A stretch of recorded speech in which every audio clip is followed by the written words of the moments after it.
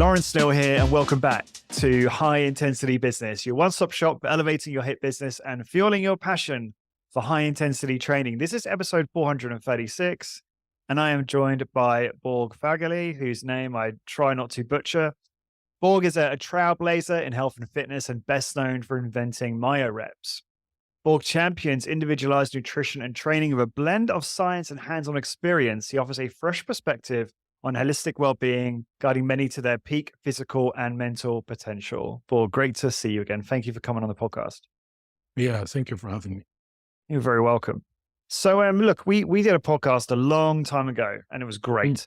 But everyone knows you for Myo-reps. I know there's much more to you than that. But I think it would be good just to give the audience a recap, a very short sort of overview of what Myo-reps are exactly, because they might come up.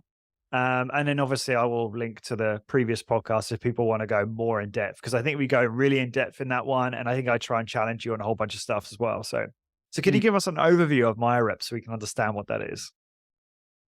Myo-reps is a rest pause technique, basically, with some important nuances. It's more about managing fatigue instead of chasing it. So the point is to get in as many stimulating or effective reps as possible within a shorter period of time. Back when we last spoke, there wasn't any real direct research on Myo-reps, but now I'm fortunate that there's been a study still in the publishing peer review stages from University of Tampa in Florida, where they compared a Myo-rep set with 3 traditional sets. And they show that it was equivalent with, for some people, actually a slight advantage to Myo-reps. But the main advantage is that it takes less time to get the same training volume. And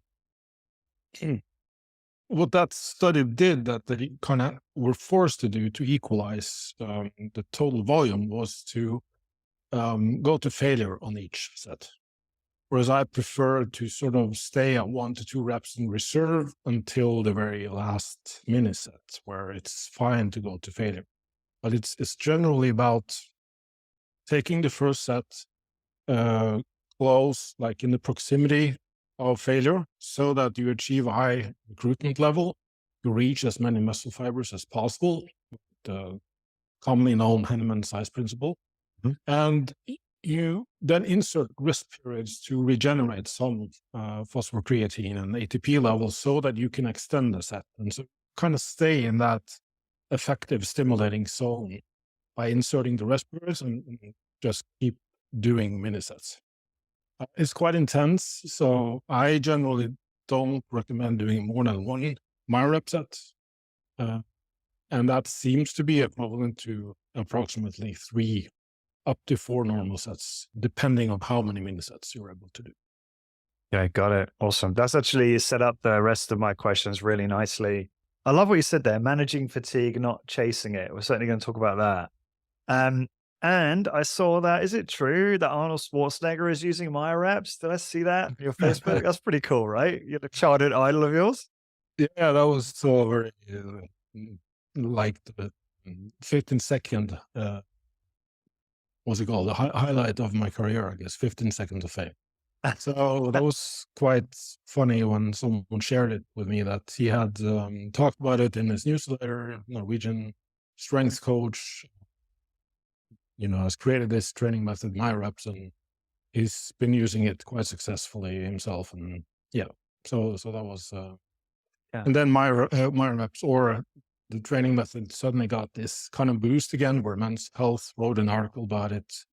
And there were a few like bigger fitness websites and magazines that referred to Schwarzenegger having been using it, and just explaining the method. So that was quite fun.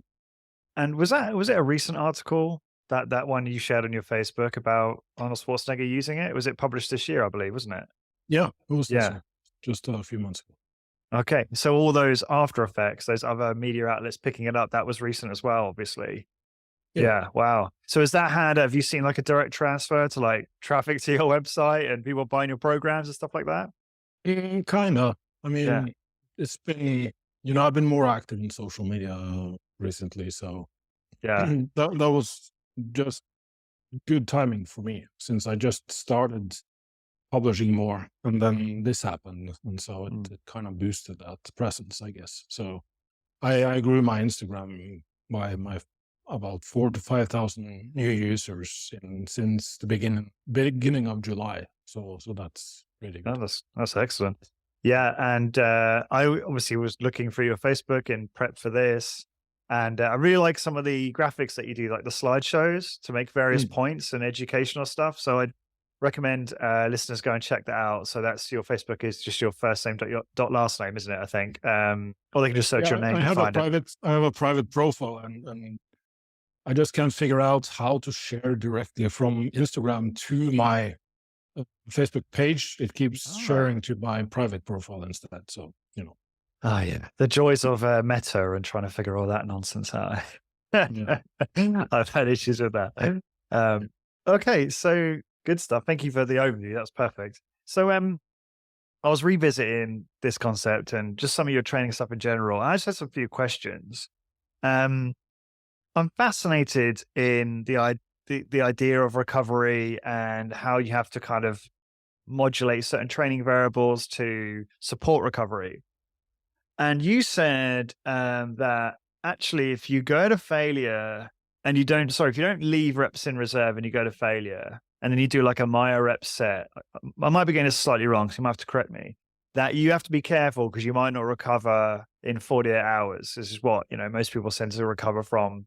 Training, training to failure in sort of 48, 72 hours. Obviously, it varies massively. I get it.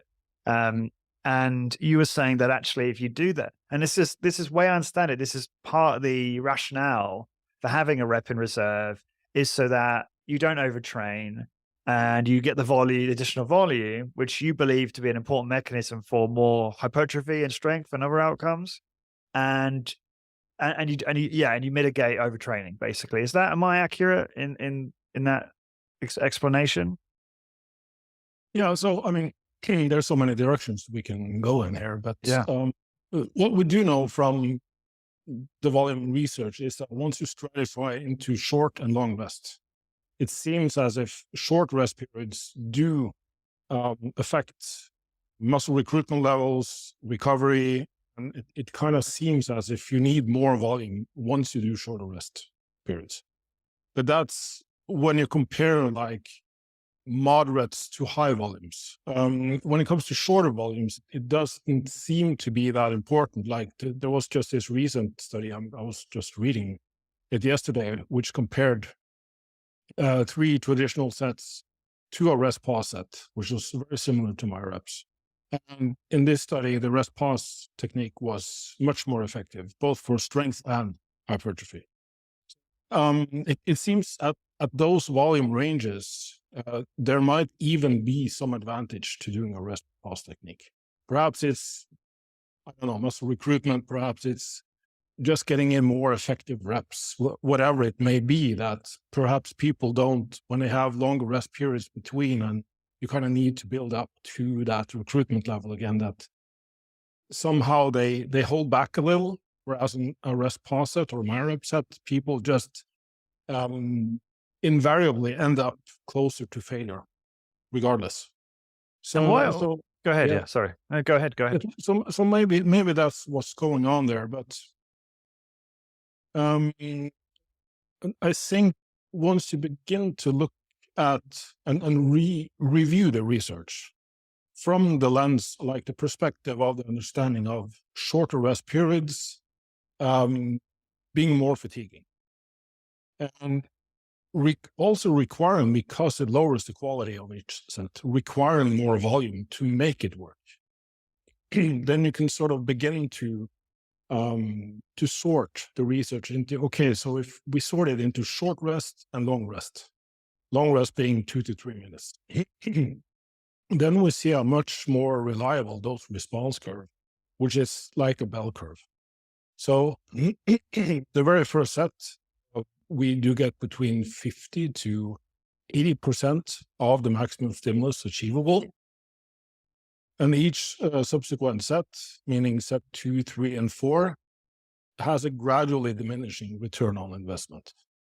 So within a certain workout, as long as you have a long rest period, and as long as you're working within a certain proximity to failure, let's say that's 0 to 2, then each set is of a high quality, and there's like a ceiling between 4 to 6 sets. That's what just massive amount of research seems to point in the direction of.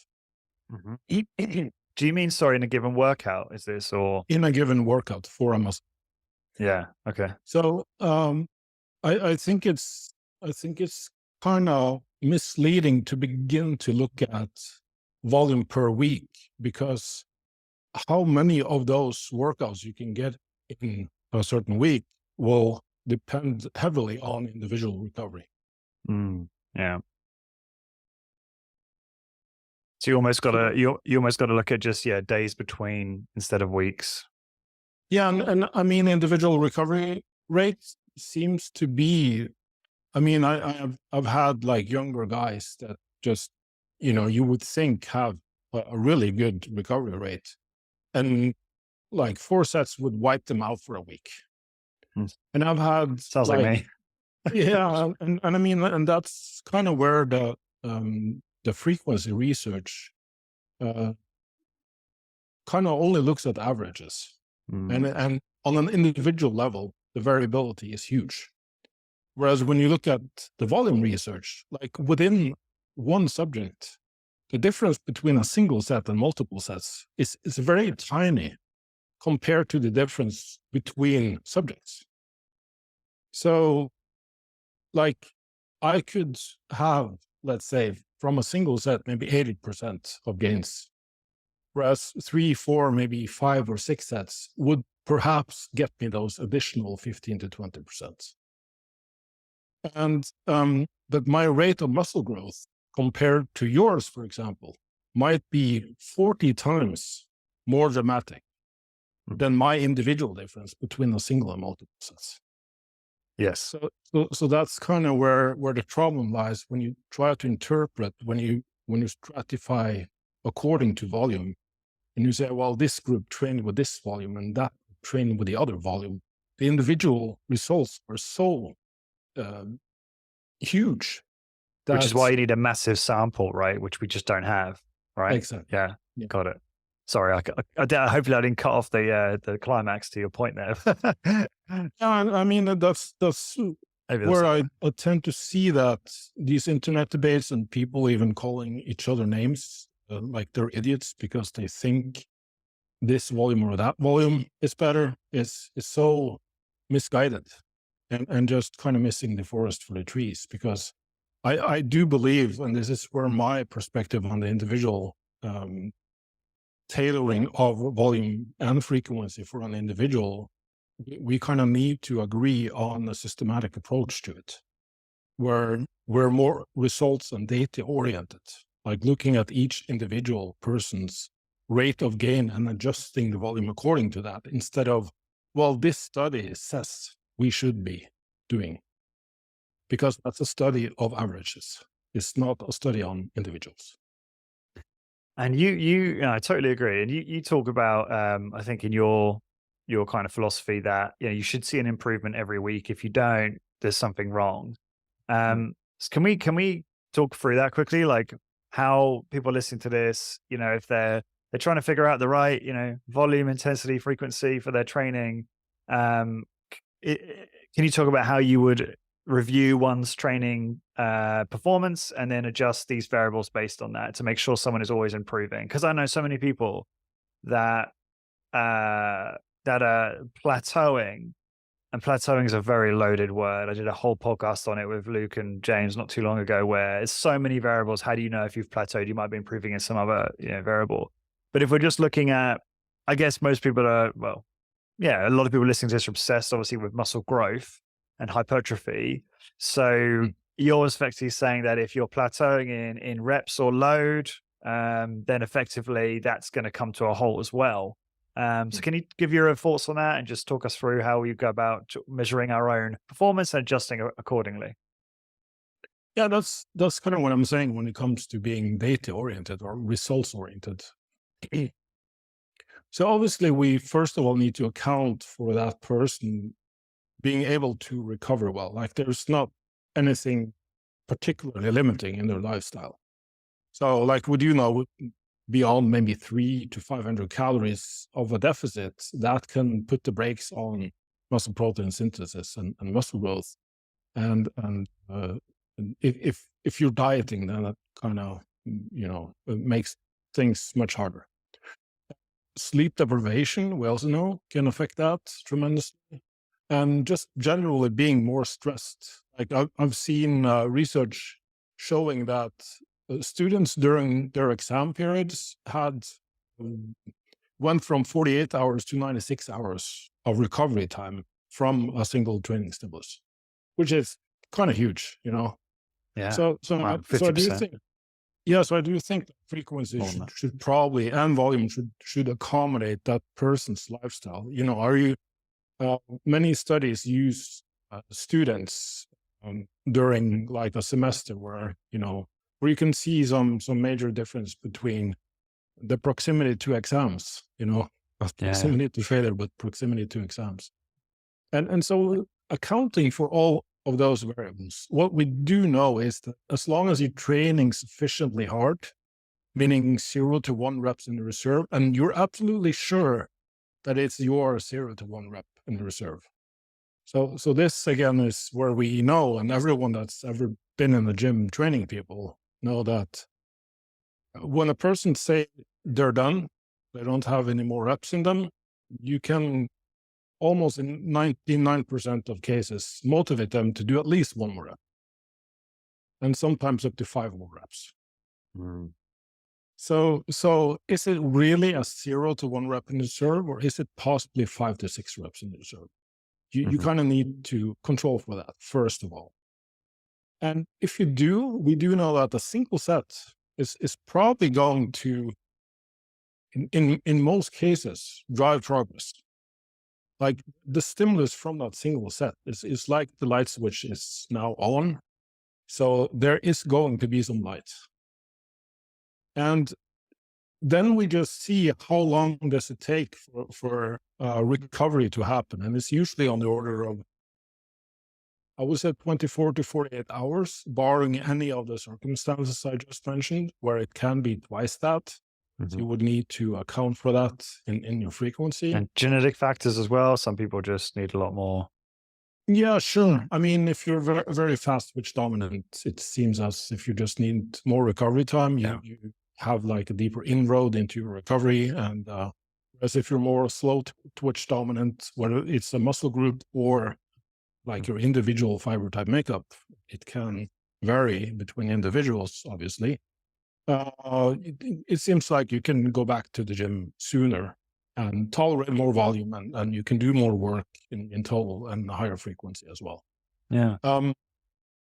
But being able to add reps or load or both means that the combination of volume and frequency is within that sweet spot. It's not as if there would be such a major difference between 1 and 2 sets, or like 2 or 3 days of rest, that it's like an on or off switch. It's going to be degrees of recovery. So it's going to be a range where you probably within that range, and it's going to be good enough. It's going to be like the 80-20 Pareto principle. Got it. And if you are seeing progress from that, and I've taken like now in my online program, 350 people through that process, and I would say a majority of them are already getting great gains from 1 set 2 to 3 times per week. Interesting.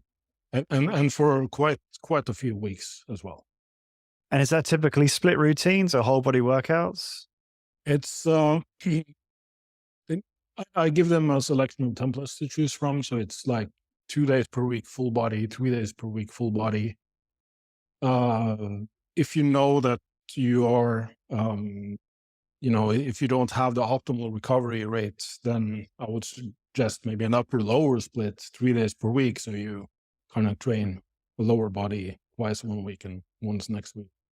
And even going all the way into a push-pull leg split, where it's, if you're only having 3 workouts per week, that's basically going to be a bro split, every muscle group once per week. So that's kind of where the individuality element comes in. But I recommend that you systematically try out the different volumes and frequency over time, since, I mean, most of us will hopefully have a training career of 5 or 6 decades. And there's plenty of time to experiment and figure out the upper and lower bounds of your frequency and volume. And also keeping in mind that there's going to be some accumulation of fatigue. So one guy, it took him 12 weeks until he hit a plateau and started to regress because he was doing too much. It was just slowly coming to that point. So he was like overreaching basically during that time. Yes. And you're right. Okay. Exactly. So that's why I think you should at least stick with a certain volume and frequency for 4 weeks to kind of even out the daily fluctuations. And, you know, if you have a few days of poor sleep or having bad workouts is normal. But if you're consistently over 4 weeks having bad workouts, then it's time to change something. Interesting. Yeah, just to make a quick point, and I'm sure you know this, but there's good science around reps in reserve. Well, there is science around reps in reserve. I might be getting this wrong, but I think it was led, or at least Dr. James Steele participated in that research.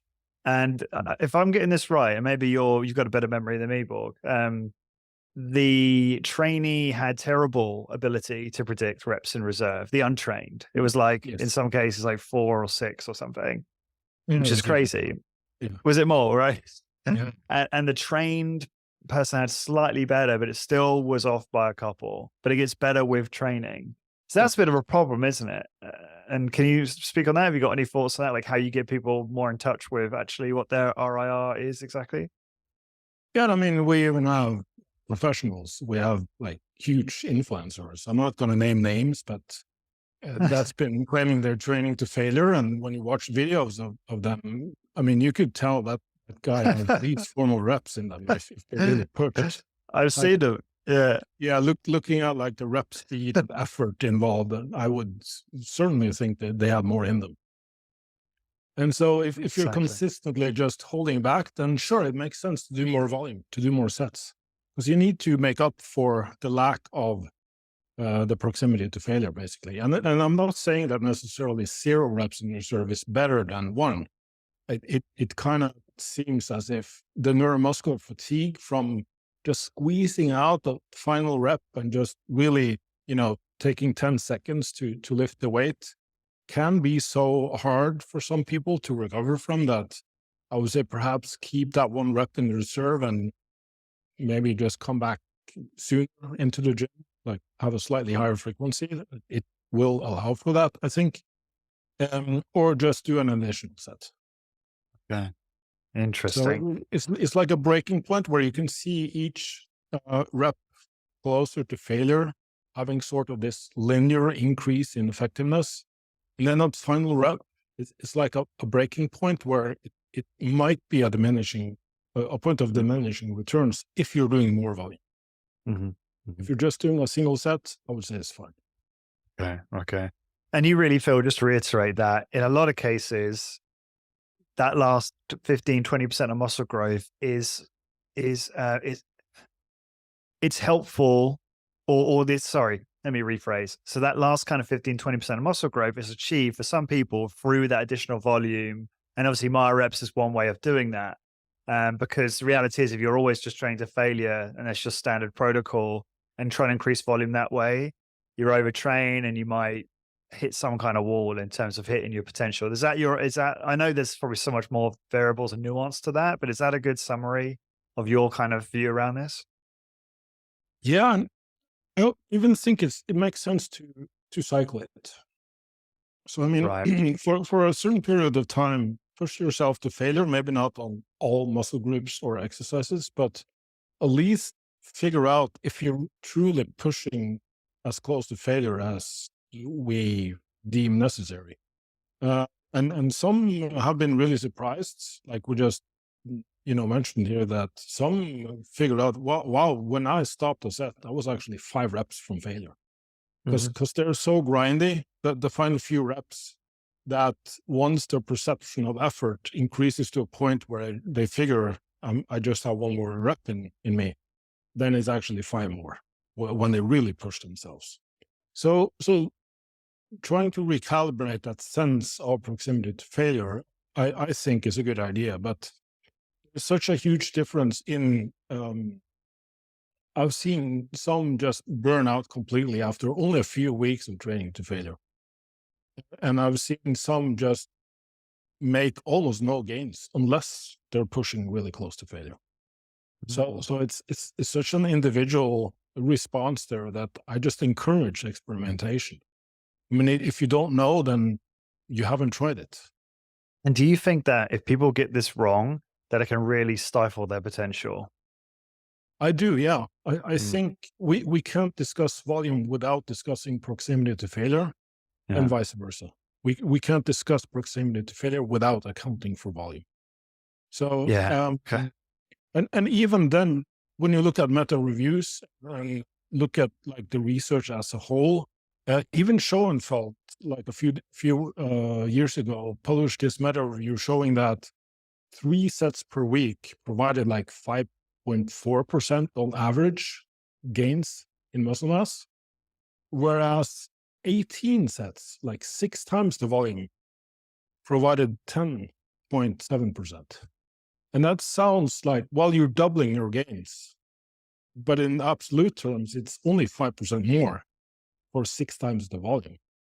So, are you able to recover from that? I don't know. Maybe if you're like most research is done in students in their 20s. So when we're speaking to Gen Pop and the average CEO having a family and trying to balance, work life, then are we really sure that 18 to 20 sets per week is optimal? I don't think so. I mean, these last few years, I've spent so much time working with people in their 30s to 50s, having like a job and a family and commitments, both socially and work related. And they thrive on these lower volumes. I mean, they come to me for help because they have certainly tried to follow the evidence-based recommendations of the higher volumes and frequencies. And it just doesn't work. And they keep banging their head against the wall and just get frustrated and think that there's something wrong with them.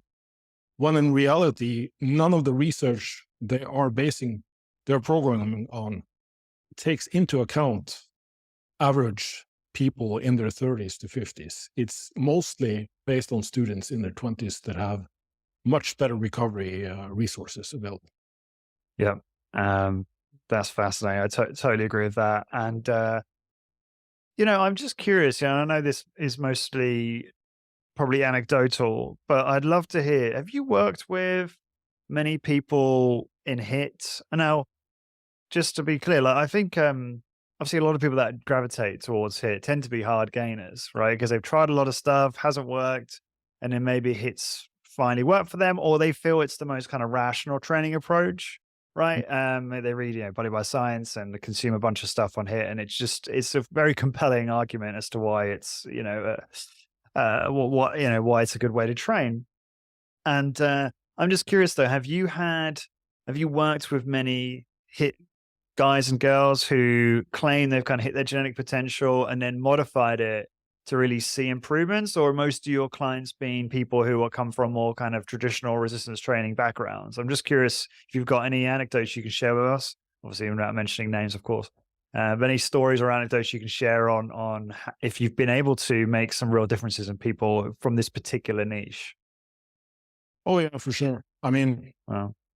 last count, I've been working with, like, I have this huge folder with the different training programs and diets, and I've had between 4,500 and 5,000 clients in total. So it's all over the place. I mean, I've had the high volume guys, I had the low volume guys, like the HIIT guys. And so again, my perspective is trying to individualize and troubleshoot when someone comes to me and asks for help. So whatever you're doing now isn't working for you, and that's where the holistic approach comes in, because usually there are some low-hanging fruits there. Like they're not sleeping well. I start off every coaching process with like mapping out their life. What's going on, what's positive, what's negative, energetically. Are you having like a sense of purpose in your life? Do you feel like um, your confidence is where it should be, your direction? And for many, just getting those things in place, like their sleep, their relationships, and their nutrition. Of course, some have like perfected their training approach, but their nutrition is just all over the place. So getting those in place sometimes is sufficient to. I kind of liken it to, you probably tried to figure out a good ad strategy. So you're testing different ads on Facebook, and let's say you have like 5 or 10 different ads, and then you see which ones are converting better. Okay, there's this one ad that's like converting 3 times as well as the others, and now just pour more money into that. So this is like that. I mean, if the training is already working, but it's not working as well as it should be because the other variables are limiting that conversion. So once you get those in place, suddenly their gains just take off. Okay. I would say that, again, for some, it seems as if just doing that single set to failure can take so much out of them that for that, whether it's a personality type, neurological makeup, whatever is going on, it just seems to make it harder to recover from, even if it's just a single set, even if it's low volume. Mm-hmm. My preferred strategy, I actually had a Zoom call for my group, my online group, this last Sunday. And this one guy had been just doing 1 set to failure 3 times per week, so full body training. He's also been dieting, not hard. He's had great gains for 12 weeks, and then things just started to not only stagnate, but regress. Dieting is in calorie deficit? Deficit, yes. Okay, yeah. So that's a factor. That's an obvious variable that would have affected it because there's other participants that are still gaining after like 4 or 5 months. So my suggestion for him would be to just first off take a few days extra rest, because regression to me always implies that you're not recovering from whatever stimulus or volume you're doing. So fatigue is basically restraining fitness you're trying to achieve, like according to the fitness fatigue model. And so taking a few days of rest just to kind of get back in the groove, like making sure that you're recovered. Next, 1 to 2 reps in reserve for maybe a week or 2, just for that single set to, be even more sure that you're well recovered. And I've seen from experience that this in and of itself will begin to get a person back on track again. Mm-hmm. Oh, you kind of have more room to play with now that you're at least controlling for proximity to failure. For that person, for a full body split, perhaps going to failure is too much. So there's 2 things we can go from here, 2 ways we can go from here. One is go to an upper lower split, so you slightly lower the frequency. I'm not saying go to 4 days per week now, but stay at 3 days, so you're just alternating. Now there's going to be like 3 to 4 days between working that same muscle group. So you have a higher probability of recovery from that single set. And now you can give it another 4 weeks to stabilize and see, are the gains, restarted? Mm-hmm. Now you can try adding another set to some of the muscle groups or exercises and see, are you getting better gains from that? If it's the same, the return on investment perhaps isn't worth it unless your goal is to be a Mr. Natty Pro. Right. So yeah, for most it's not. They're just happy to have gains. And if you can maintain those gains for several months. So then the next step would possibly be some months down the line to add another set, but you don't really need to do it now if you're gaining again. And I mean, obviously, it's not really that productive for me to ask you, well, how much did they gain? Because the individual variability is so great. But did you see, so when you deployed those changes then, or one of those changes, did you see that individual who plateaued at 12 weeks start to make progress again? Yes, in all cases. In all cases, this always works. I haven't yet had yeah. a case where they didn't start gaining again. Okay. And is it, and to your, what you were saying earlier, what I'm kind of hearing is that they might plateau again and you have to constantly be making these little adjustments in order to constantly see that progress. Is that, and that can take various forms. That could be greater, lower intensity, less proximity to failure, more recovery days between workouts, different workout program entirely, going from full body workouts to splits, etc. So this is a constant process of doing that, is it? And then obviously you're then tackling life alongside, right? Stressors that come out of nowhere, tragedies, all the rest of it that take us all off the, take us off the mark. So is that what you're sort of saying there in terms of how you help individuals over the long term make gains? It's really that type of process. Yeah, I mean, I'm not saying that everyone has the potential to lift 500 kilo bench presses, obviously. So at some point, as you get more advanced and closer to, like, your genes and hormones will dictate how muscular you're going to be. But at least when we control for the neurological changes during the first few weeks of training or learning a new exercise, there's a pretty tight correlation between muscle mass and strength. So even looking at powerlifters, you don't even have to look at their max lifts in competition. You can just look at their muscle mass, and you can basically, there's such a tight correlation. It's almost funny. Yeah. So the strongest is also the most muscular within certain ranges, weight classes. Yeah. But the realistic rate of growth. So for a beginner or intermediate, adding 1 rep to a certain exercise, maybe twice per week, is quite realistic. And I would say, according to, average strength levels and rep performance, 1 rep is equivalent to 2 to 3% load. So if you're doing 100 times 5, that's approximately 102.5 times 4.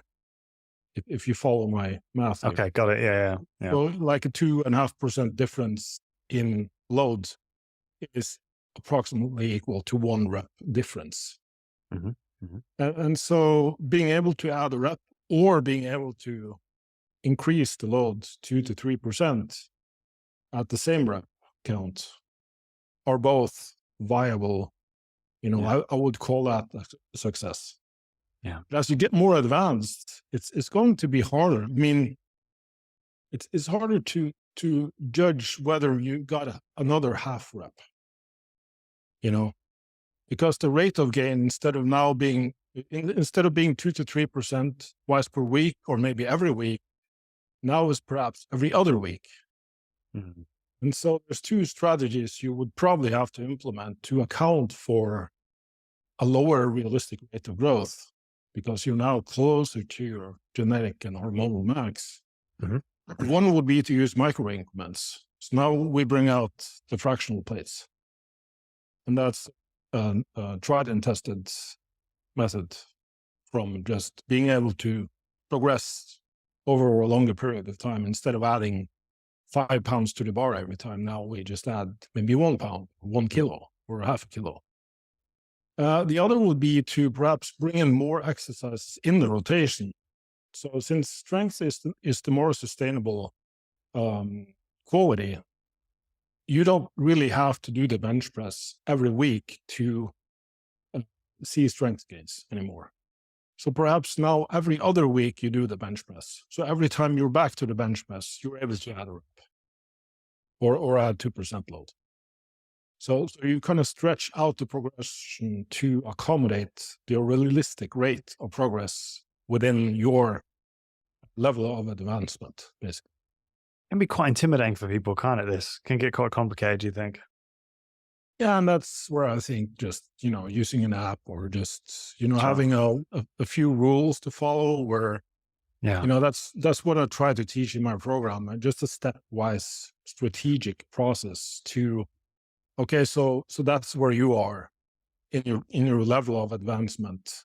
And according to your expected genetic max, I don't try to impose limits on people, but I just try to explain that perhaps expecting to be able to add 5 kilos every time you do the squat is not realistic where you are now. So we kind of need to, instead of going into a depression and thinking you're a bad human being or not cut out for this because you weren't able to match your expectation, maybe just lower your expectation to something more realistic so you can actually sustain progress for a long, long time.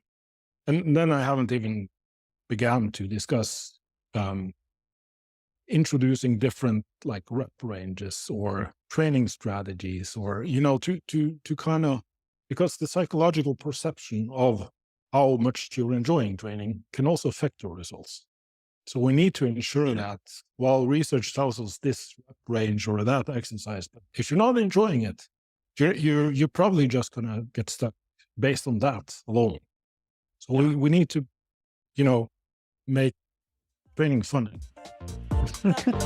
Yeah, it's so funny having this conversation with you, Borg, because I'm like the opposite of this right now and have been for a couple of years now. So I've got a 4-year-old and a 2-year-old. And so I just kind of, life got so crazy. I just kind of, let the whole training optimization, health optimization as a whole, just parked it for a while. And it was all about just keeping the table set, right? It was all about, as long as I'm strength training once or twice a week, I'm not eating too much. I'm eating, nutrient-rich foods. I'm eating plenty of protein.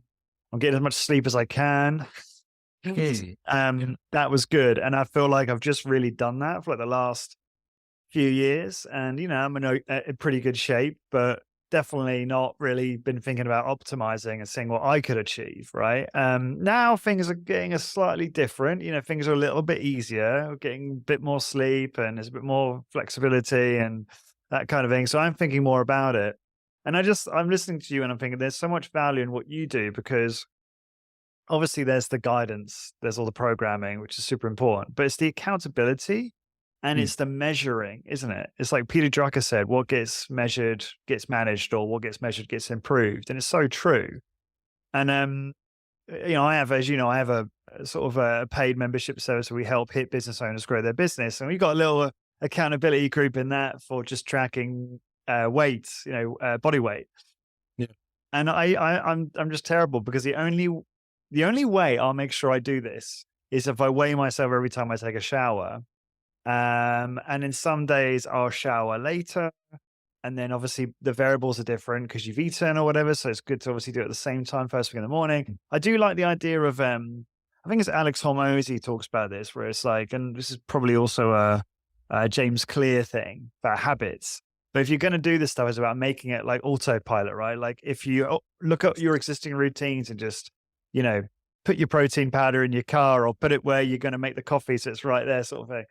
Anyway, so I'm digressing now, but so I've started doing that, and occasionally I'll fall off the wagon with that. So I probably need to improve on that, and I've been thinking about just getting a bod pod done, like some kind of high level body composition test, but then booking the next one and paying for it like the same time, because then I'll be really pushed to want to like improve the number so that when I go in next time. So that's something I've been thinking about. But yeah, I just thought I'd share that. I don't know where I'm going with this. It's just it's funny to have this conversation, because I'm sort of trying to get back to that, where I'm like, okay, let's take this seriously. Because Borg, for example, I think this might, resonate with the listeners who may be more similar place I'm at. After this interview, I will go downstairs and have a workout, and I just won't even think about it. I'll just put the chin-up bar up. I'll just grab some weights, and I'll just do chin-ups to failure. I might do some negatives, some, rest pause, Myo-reps. Although I don't think I do Myo-reps properly. I have to learn a bit more about it than actually try. Push-ups, squats, split squats, etc. Like I'll try and do a full body workout. and so sort of crush myself. And then I'd be like, okay, good. I've ticked that box. I've done it, but I won't track it. I won't even, yeah. And it's just very ad hoc. So not ideal, but better than nothing, I suppose, at the moment. So I do, but I do want to get closer to, okay, let's get back to properly tracking this and, experimenting with different aspects. Just a quick question actually on, just on training and diet. Do you advise people, like if someone's at like 15% body fat, let's say, are you an advocate of encouraging people to get leaner, say get to like 10% or high single digit and then gain from there? Because I've heard some people say that that's probably a more conducive to, a clean bulk, shall we say? Or it's not really a bulk, is it? It's like a very slow, I don't know what you call that in the industry, like a slow increase versus, you got someone at 15, 20% body fat and then look to get the muscle up from there. How do you think about that side of things? Because I'm personally thinking about if I do this for myself or something similar, I actually probably want to get a tiny bit leaner, not much because I'm kind of there, and then start to see if I can slowly increase muscle mass a bit more. So, Yeah. And I mean, there's a time and place for everything, but I do think, and personal biases aside here, but being slightly leaner is probably going to be healthier of anyway. course. Yeah. So at like 15%, I could go both ways. I don't even think that it's necessary to have a massive surplus to gain muscle anyway. You probably do need some surplus when you're very advanced, because at that point, the rate of growth is slowed down to a point where you're just going to need to check all the boxes you can. So for some, just making sure they're getting sufficient calories is often enough to put them back on track. But, again, bringing back my personal bias, I'm now at the point, going to be 50 next year. Oh, wow. You look great. Yeah, thank you. That's nice of you. But I try to improve myself. I go through periods where I try to focus on learning and improving my business. And then I just prefer to put my training on automation. So That's exactly what, like me, yeah. Track and think too much. It's just going to take, it's like, I heard Bill Gates had like the same shirt and suit. So I didn't need to make a selection or was it Steve Jobs, perhaps? I don't know. Take as many decisions and thinking out of your life as possible so that you can focus on what's essential right now. And so I go through periods where I focus on different aspects of my life and my business. And once I'm happy with my training strategy, I just, live it. And so now I've gone through a long period of time where I've tried to figure out my business and direction I'm going to go. And now that I have more answers and more automatic strategies in place and habits to build my business, it's time to focus on my nutrition and training again. So I actually hire a coach when I want to, because of the accountability factor. Yeah. It needs to be someone that I trust. And so in this case, I hired Cliff Wilson, which is like a natural pro. Okay. And I kind of like his philosophy. I've talked to him before, and he just, provides me a diet and suggestions on training, and I see that we're kind of in agreement. But since I can now just trust his judgment, I don't need to, go inside my head and start overthinking stuff. Do you challenge him on stuff though? Is there stuff you kind of disagree with or might modify? Yeah, for sure. The time, and it's like, well, yeah, I can see that perhaps it's at least worth experimenting with. So now I'm experimenting with a slightly higher volume, for instance, not dramatically higher than I used to do, but it's more than I used to do. And instead of training very close to failure, I now have more reps in reserve to allow for a slightly higher volume. So let's just see what that does to my physique.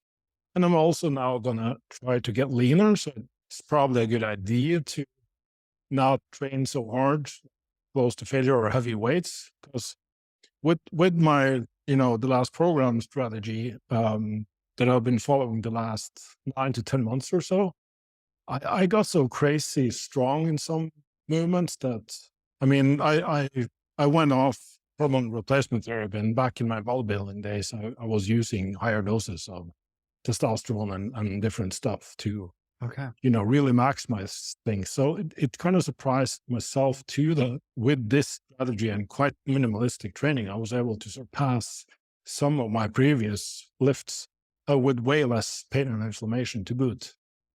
So that kind of, was a really nice confirmation for my own biases that, well, I do think, at least for me, that following that systematic strategy to figure out my own sweet spot was a very healthy approach to kind of trust that what I'm doing is working for me. So just to clarify, you're not on HRT now, is that correct? Or you still are, or different dose? I went off for 3 years. Yeah. I managed to get my levels up to 15 at the most, but they tended to fluctuate between 10 and 15. And, where I live, 8 to 35 is the normal range. Okay. So I kind of had all symptoms of it, of low testosterone, and I just decided to go back on, but on a really low dose. Since I've also discovered that I'm in the very early stages, mild stages of atherosclerosis.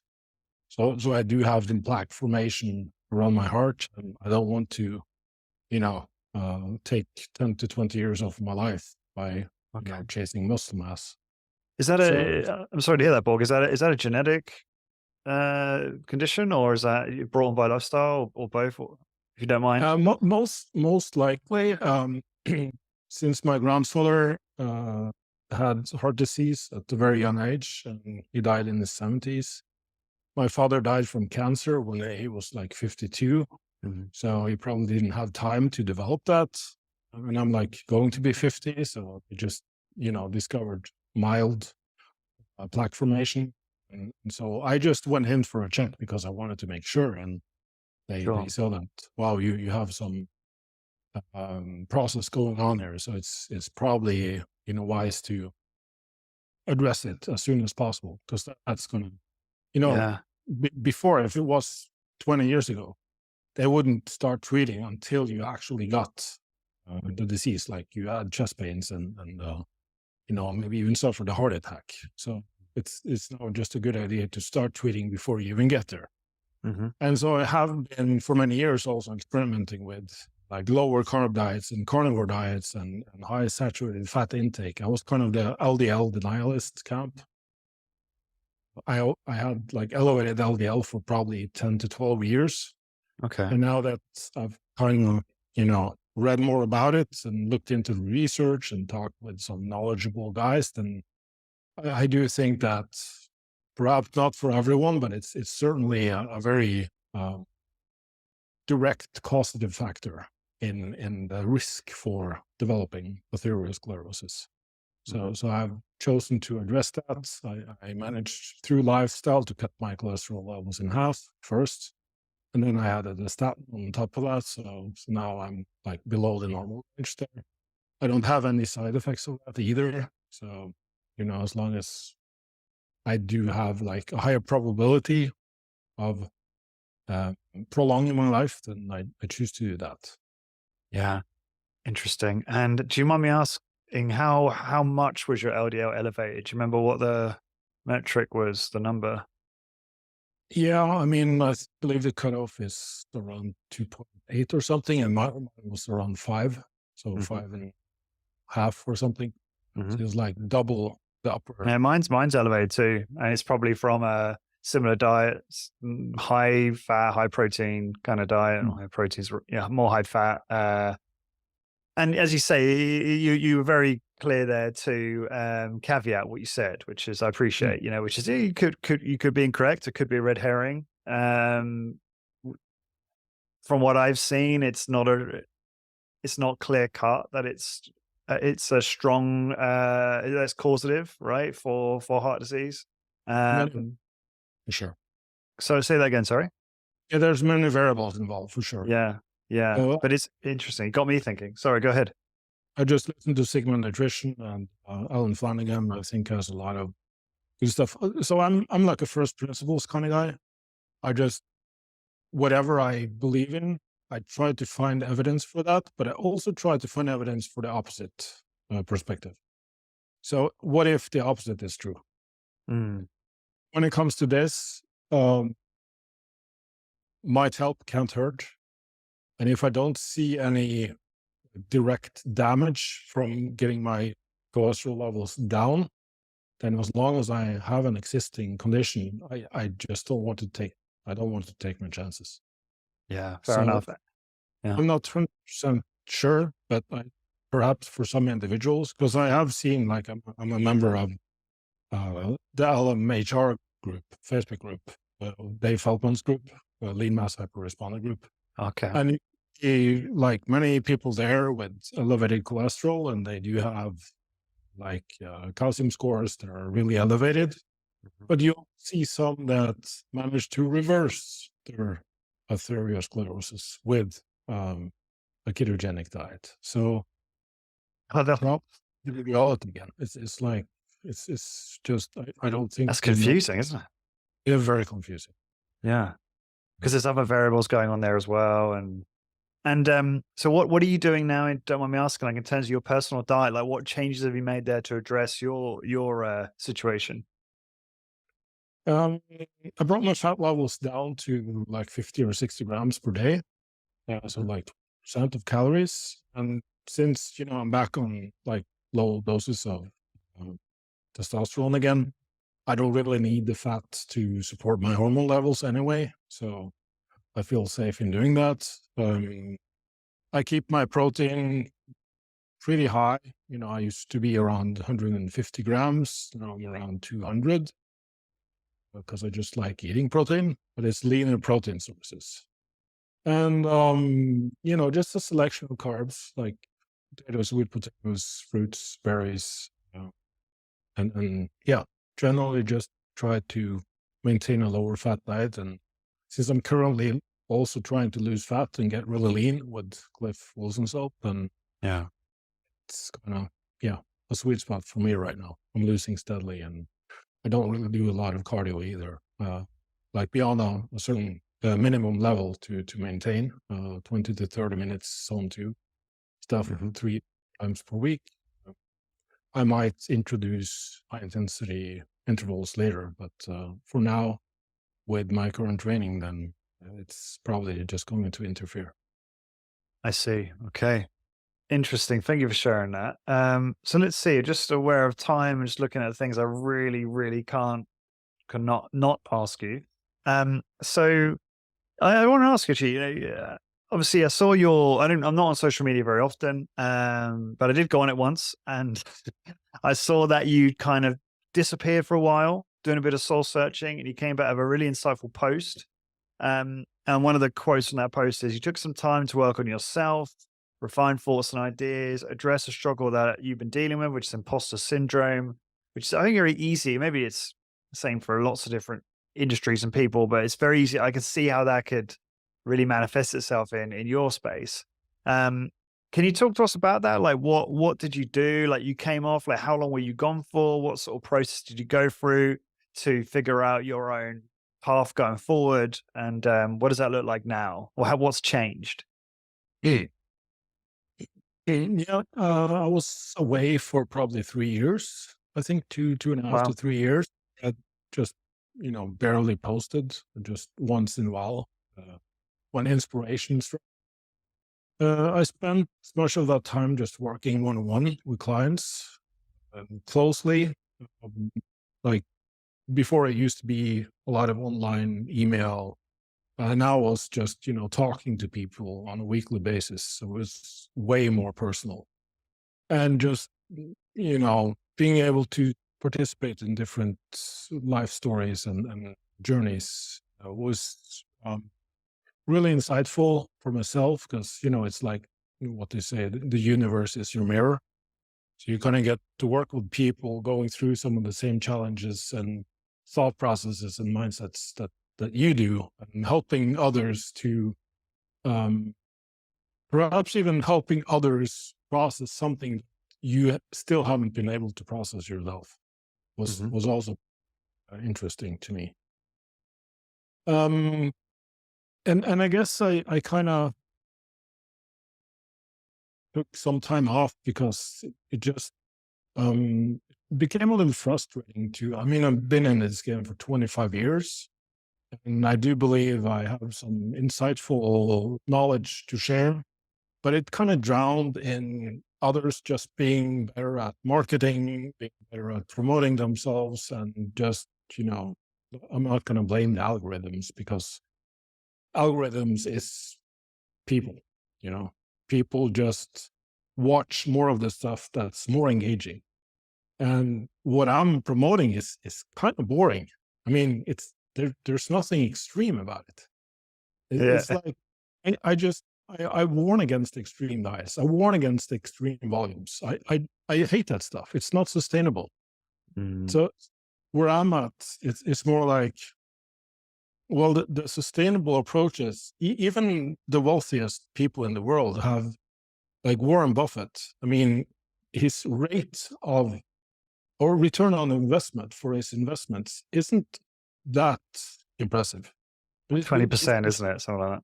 He's been doing it for 60 years consistently. Yeah. So I mean, you can look at the wealthiest people, and most of them have just gotten there through many, many years of being consistently in a surplus, in a plus.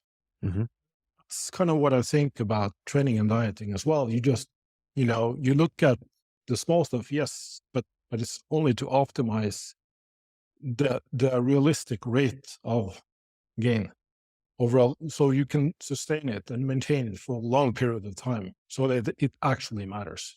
Because I spent so many years also being stuck in that extreme mindset where it was protein sparing modified fast and alternate day fasting, and it was high volumes and frequencies. I was training twice a day, 7 days per week at the most, and it was like all over the place. And I just saw like these, peaks and valleys in whatever I was doing. And so I kind of needed to reset, recalibrate, and just start off with a more holistic process in every aspect of my life, both my business, my training and nutrition, and also practice what I preach. So yeah, that was kind of the realization that even though I don't think I have all the answers, I do now have more confidence in that what I have to share, since I saw for myself one-on-one with people how much it could transform people's lives. Just simple messages and simple insights, and just, the connection. And I think, okay, it's time to teach more people, reach a wider audience with this, even if they're, some of my colleagues now that was never gone, they now have like hundreds of thousands of followers. At least just see if I can improve on whatever I have now. And I've been able to do that, and so it's just a slow and consistent process.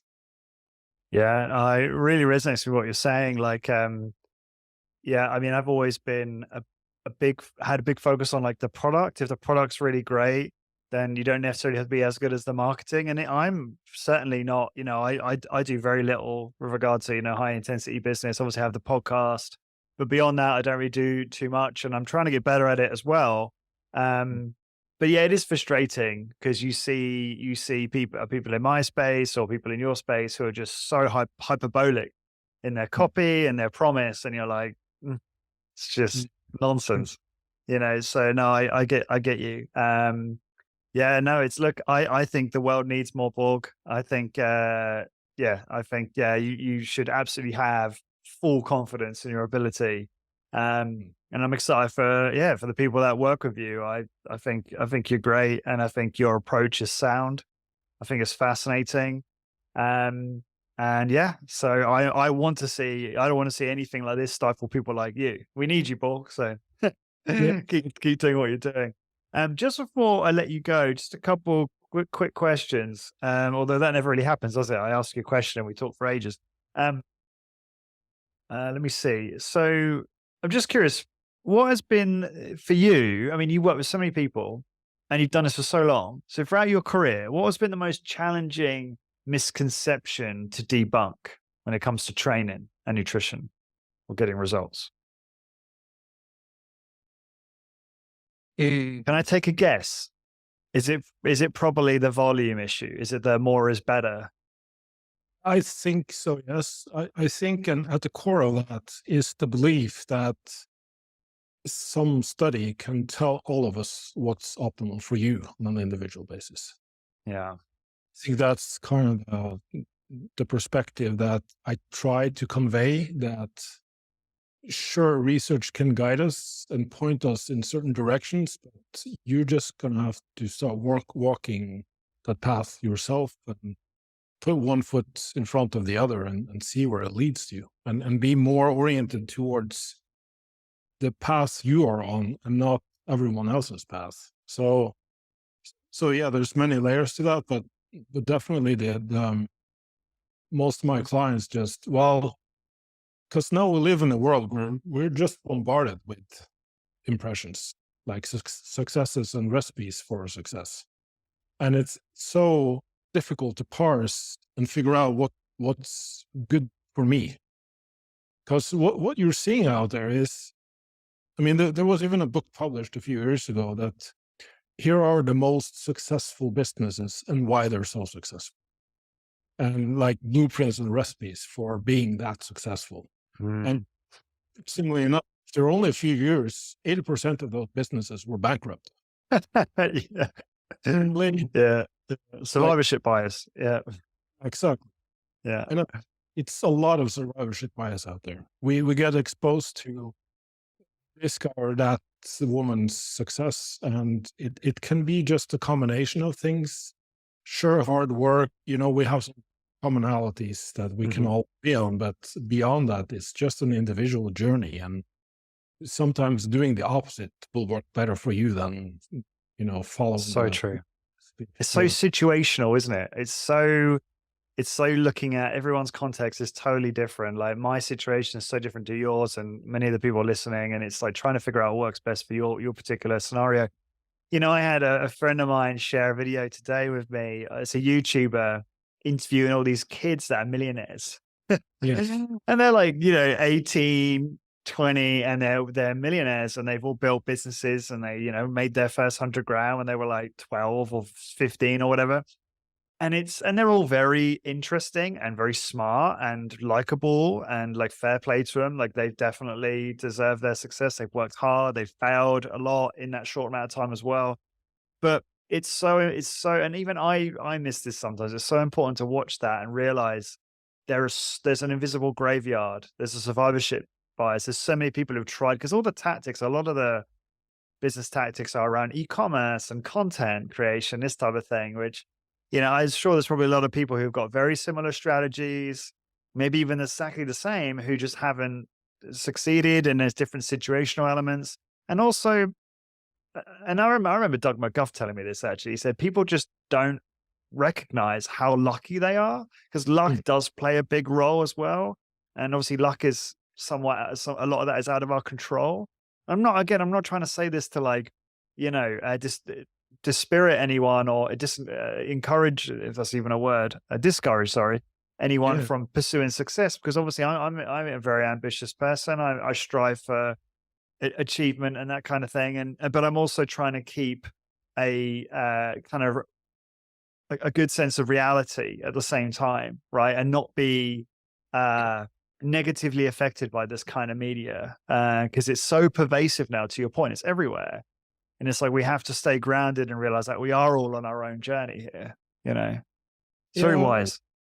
Exactly. And so that's what I think is the modern challenge for people today, is that it seems as if you just follow your dreams and you work hard and you follow all of these strategies, you're going to get successful. But what really struck me was on Diary of a CEO, he had an interview with Mo Godot. And he created like situation. He clearly was the previous CEO or something of Google, like in the development team. Yeah, I So know the it's guy. I heard the one about AI he did, which I think came after or before. that guy. And Yeah. so the happiness equation really resonated with me because it's the difference between your expectations of the future versus your perception of your reality.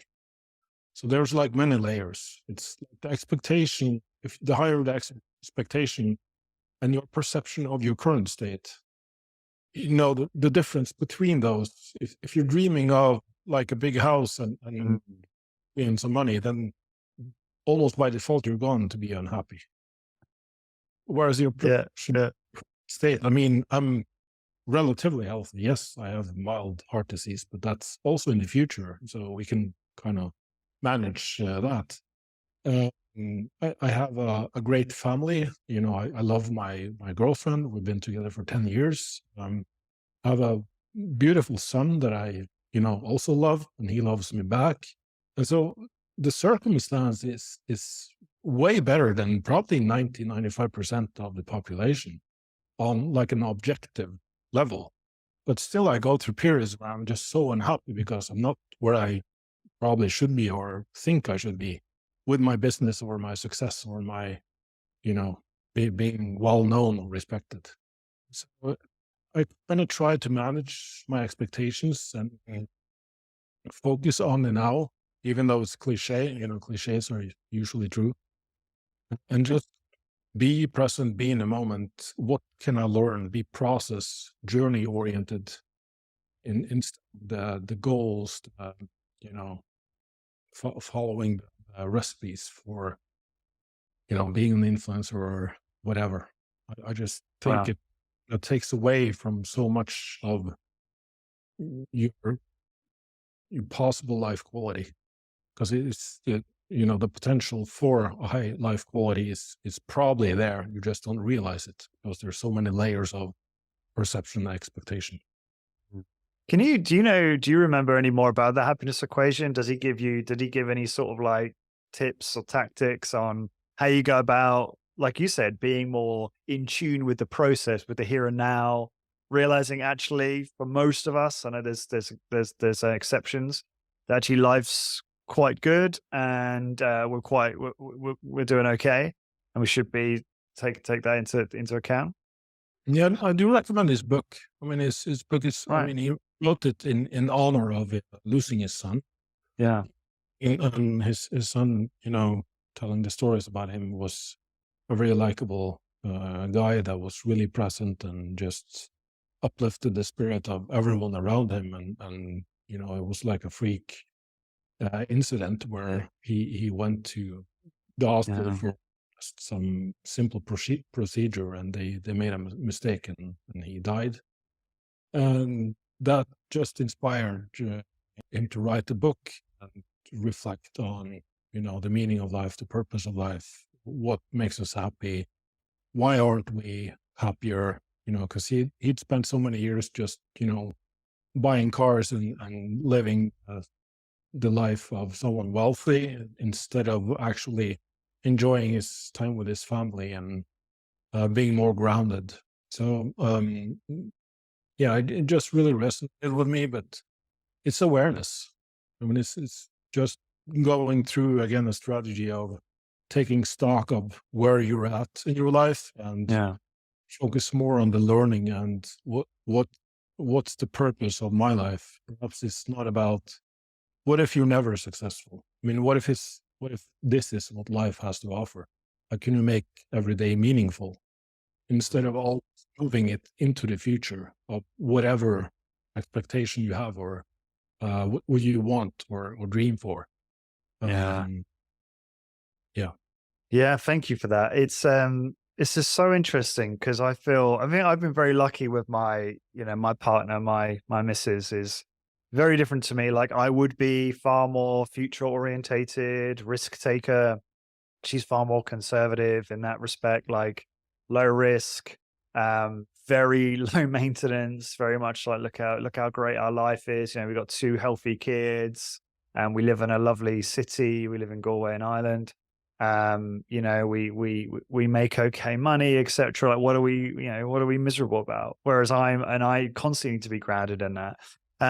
Something I've found very useful, I guess this could be useful to you, Borg, or anyone listening, is Cal Newport stuff. So he's got a podcast and a YouTube, Deep Questions, and his concept of the deep life stack, I really like that. And without going into all details, I'll put links in the show notes, people can find out more. But the whole point of it is creating a vision for your life. And that vision has to, it can't just be you want fancy things. I mean, you can have fancy things too, but it's more about like, what are the actual things that are going to, align your values and make you content and basically allow you to live out your ideal day. That's kind of the kind of lens. And I did that exercise and I realized, I don't really need that much. Like the things I need. I mean, I do want to, upgrade the house situation and ideally have a larger home because it's easier for the kids and there's more space to do things and have a large garden. But that is literally the only expensive thing. I don't really care for fancy things, to be honest. Maybe a few gadgets, but that's about it. And then you do that exercise, and then the whole point of the exercise, by the way, is obviously to then work backwards, so backward engineer it to, if you're looking ahead like 10 years or 5 years, you backward engineer your decisions, the years building up to that and the months and weeks. And it allows you to strive and build towards that. But at the same time, just itch your days closer to the ideal day. And I think that's so great. And it gives you also a filters for making decisions. So, I'm sure you get a lot of opportunities, Borg. You've got quite a good profile. So I'm sure you have to say no quite a lot. I'm starting to get a few things where I'm starting to have to say no to them. And I use this plan as my filter. So I'm like, well, does that get me closer to my ideal day? And I shared this with the missus, and I had her answer a whole bunch of questions about like where she sees herself in 10 years and all this stuff. And so I put it as like a joint document, like it's like a Word doc. Because you have to do it together, otherwise you're going in different directions, I feel. Or at least they have to have some input. I mean, she wouldn't be as planned in that sense like I am, but you have to collaborate, I believe. And so it's just been great for like, okay, looking at, making decisions. And I'm still not yet like fully implementing my latest vision and everything, but I'm working on it. And I don't know, I just wanted to suggest that because I found it very helpful in terms of both grounding in the now and sort of maximizing short-term joy and happiness, all the rest of it, and meaning, I think is a better word, but then also, making you productive into the future as well. And I guess maximizing the chances that one can achieve their goals, whatever they might be. So there you go. There you have it. That makes a ton of sense. Yeah. It's, I've also heard like, because striving for, the nice house and the nice car and I mean, whatever, is going on the inside probably comes from something else in your life. So just trying to look at sort of, your career, your learning, your progress in that direction, but also your relationships and your family, but also yourself, your physical appearance and health and all that. And trying to make space for all of those three within every single day and every single week and your life in general. Because I think focusing only on your career is going to affect your health and your relationships. Yeah. Focusing only on relationships and, being the best mom ever or best dad ever will, possibly affect your health, but probably affect your career and having a meaningful life and purpose as well. And the same thing with only focusing on your own body and health and, building muscle or having a six and all that. It's going to affect your relationships and your career. So I always try to think of how am I balanced in terms of these three pillars in my life right now, and see if I need to make some changes or alterations to get closer to that center. And even balance is a bit of a fallacy, isn't it? Because we're always a little bit imbalanced. I quite like the way, what's the chap's name? He wrote, you quite like this book, I think, Borg. It's Family First Entrepreneur, I want to say, by Steve Chow. He's an American entrepreneur. And he talks about the burners, like what you just said. He calls it like the four burners theory. I don't know if that is his theory, but he talks about it. Like you got the family, friends, business, and health. And he said there's always something like, one burner that's off, like if you really want to go hard on the business, you might have two burners off, and maybe friends has to be parked for a moment, especially when you got kids, right? Because if you want to spend a lot of time with your family and you want to grind it out, it's hard to make time for friends in that time. And maybe that's a seasonal thing. Like I think health has always got to be there, because health is, is obviously is so fundamental to all this. But maybe you don't have to be like an optimization freak, right? So like, not that don't need to judge people who want to optimize, but I found it difficult when we first had kids. I was like, the whole idea of optimizing feels so selfish to me. And it's like, because you know how it is. You have your kid and it's not about you anymore. It's all about them and making sure that they're okay. And, your whole day, everything you do is kind of almost like geared around their schedule and all of that. So I couldn't take that stuff like seriously anymore. Like when I see people like, obsess about like just controlling everything in their life about how it affects them. And anyway, that was a little side rant, but, but yeah. Well, that's probably why I ended up in engineering, because I do like systems. I do like, Right. data. I do like to sort of understand and hack things. Maybe not hack, because that kind of implies some shortcuts. I do enjoy the process of learning and figuring things out, but it's like a fluctuating imbalance, between those. Well, obviously, the first couple of years having a child, you need to put more time into that. But I do thrive better when I have some time for, having at least an hour for myself per day, kind of, just making my food and going to the gym or taking a walk, whatever. And that's, kind of sets the stage. Then I work focused while my kid is in the kindergarten. I was in school. And when he's home, I try to, shut down my work and just be with him, be more present with him. And my, wife gets home from work and we chat about her and just be more present for them. So kind of breaking it up. And obviously during vacations, you can spend more time with friends and family, and you spend less time on your job. So kind of seeing where I'm, like now, where I definitely have to be more egoistic to be on a diet and get lean and Yeah. No judgment, by the way, Borg. It was just that was my own projection, I think. Frustration at those who had more freedom than me. I'm fully aware of it. So yeah. I've figured out my business yet. I remember how old is your son now? He's in school, so 6 or 7, like what? He was 6 this lesson. So. Oh, wow. Because I remember when you had I think I remember on social media when you had your son, I think. And I probably had no real concept of what that would mean, because I didn't have any kids at that point. And obviously now I fully understand like the impact that would have had on you and the changes and all the rest of it. Although this is the other thing, it impacts all of us differently as well, depending on your circumstances, isn't it? Borg, thank you so much. Go ahead. Sorry. How old are yours? Two. So the oldest is 4. We're just about to turn 4, Arthur, and then Maggie is just about to turn 2 next month. So yeah, we didn't wait around to have the second, but that's it now, Borg. No more. We're adamant. We haven't decided. So, but yeah, okay. Either I'm testosterone, that's probably gonna have to wait anyway. So yeah. Okay. Wow. Okay, I wasn't aware of that.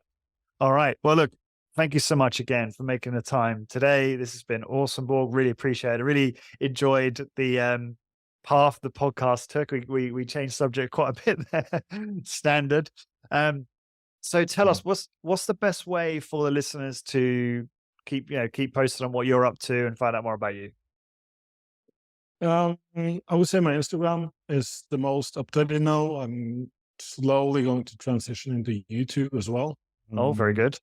More long form content, because I used to have a Norwegian podcast that was really popular, and so many people me to bring it back. And I figure I want to go more international anyway. So I'll try to do perhaps whether it's podcast format or just, discussing different topics. But Great. those will two primary platforms I'm available. What's your handle on Instagram? It's Okay, just a name is okay, great. We'll also link that from the show notes as well. And the website for your programs as well. You want to put that there too? That's just, what is that, your first name? What's your website domain again?